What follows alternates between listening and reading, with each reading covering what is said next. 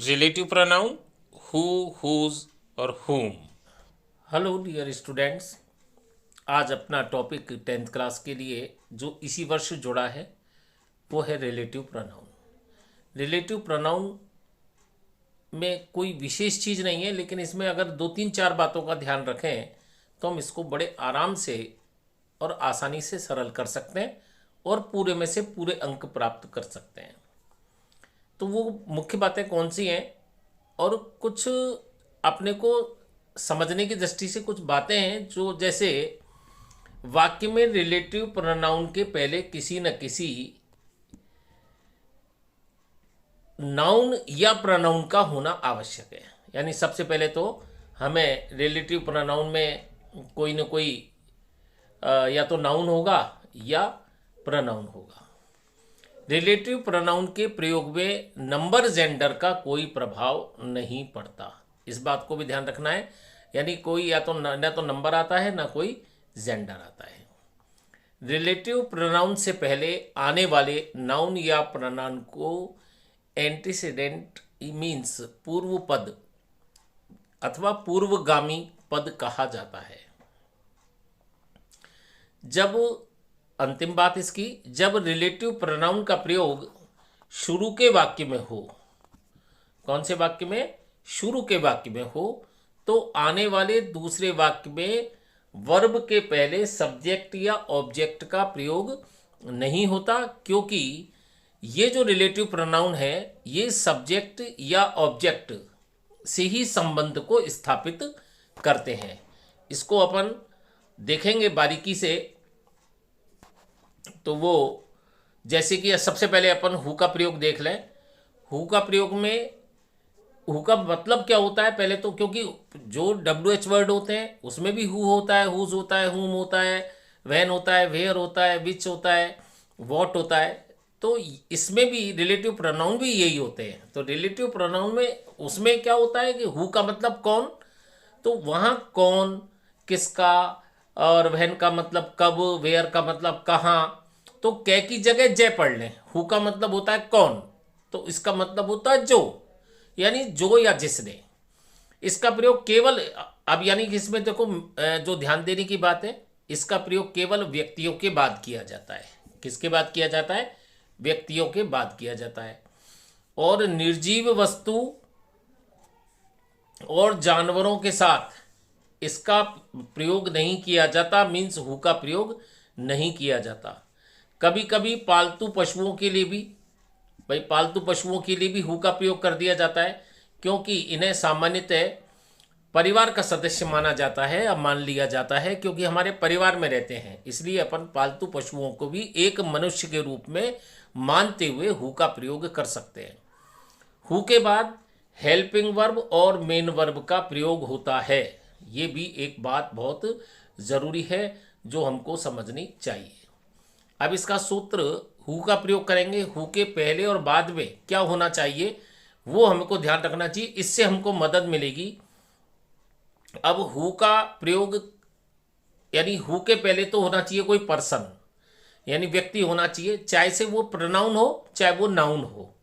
उसके बाद हु आएगा और हु के बाद में कोई न कोई हेल्पिंग वर्ब यानी सहायक क्रिया या मुख्य क्रिया, हेल्पिंग वर्ब या मेन वर्ब होनी चाहिए। इसके बाद में जो भी रिमेनिंग सेंटेंस है वो या rest of the part of sentence ये हम लिख देंगे, यानी कि जो शेष बचा हुआ भाग है वाक्य का उसका हम प्रयोग करेंगे, यानी ज्यों का त्यों उस चीज़ को हम लिख देंगे।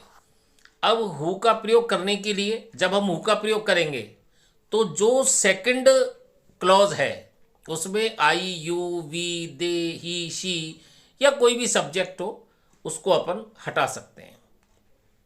और हटा क्या सकते हैं? सामान्य रूप से हटाया ही जाता है। जैसे इट इज, एग्जाम्पल देखो इसका, जैसे it is I, it is I teach you English, यानी इट इज आई, यह मैं हूं, आई टीच यू इंग्लिश, जो यानी कि मैं तुम्हें अंग्रेजी पढ़ाता हूं। अब इसका मतलब क्या हुआ?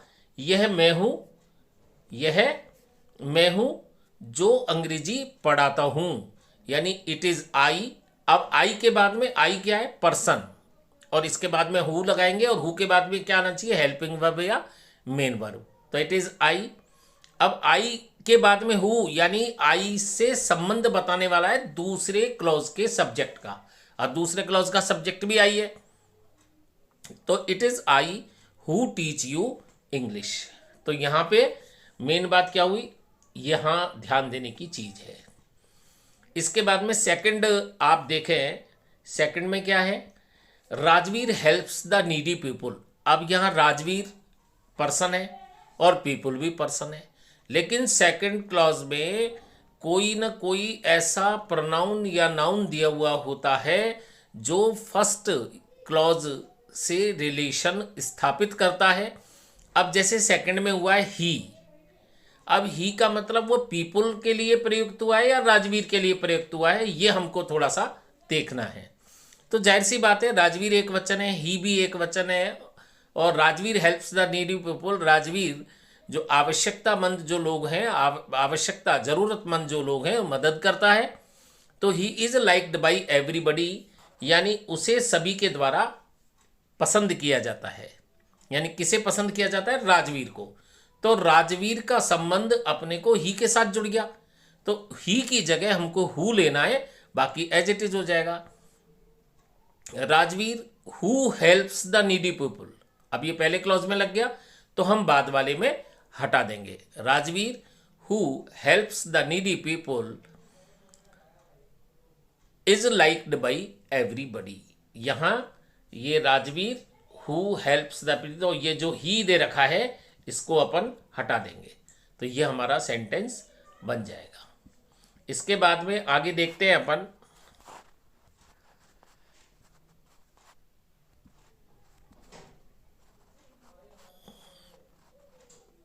whom का प्रयोग। whom के प्रयोग में whom का मतलब होता है जिसको।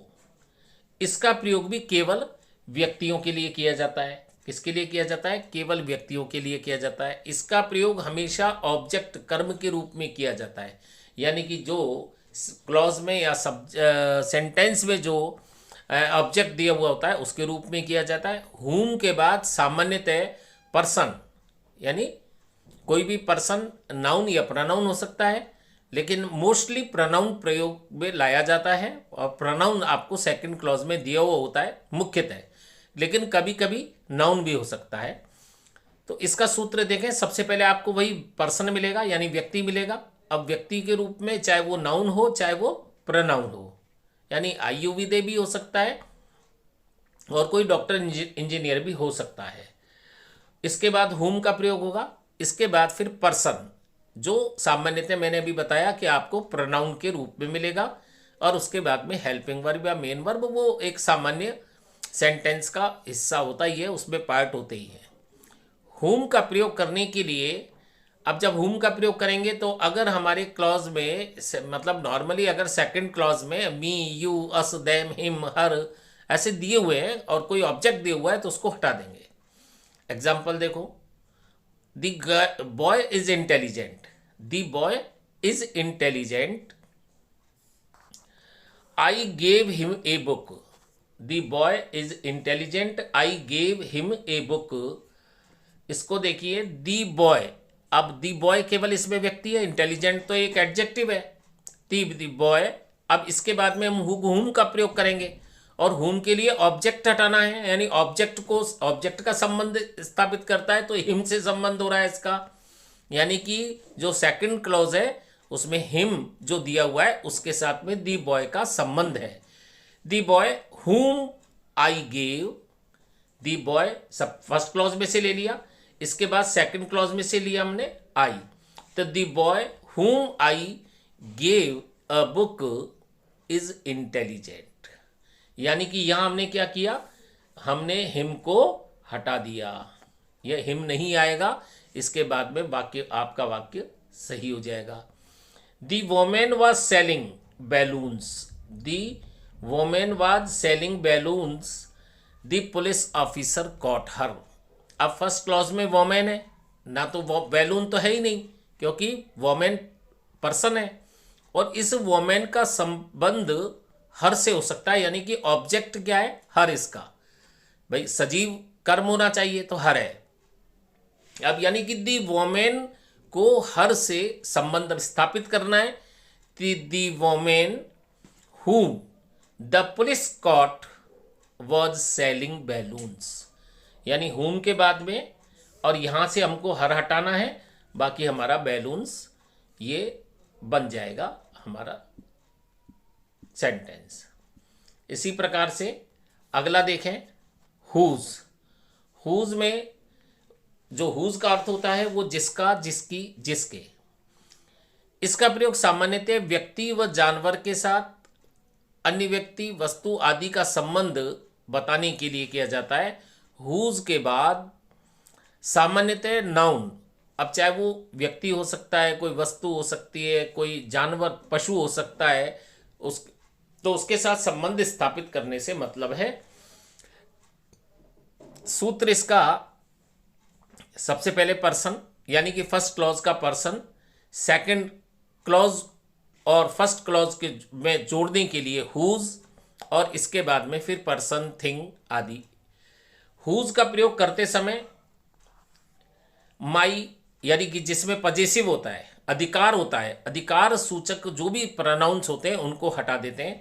हुज का प्रयोग करते समय my, your, our, their, his, her, its आदि आदि को हटा दिया जाता है।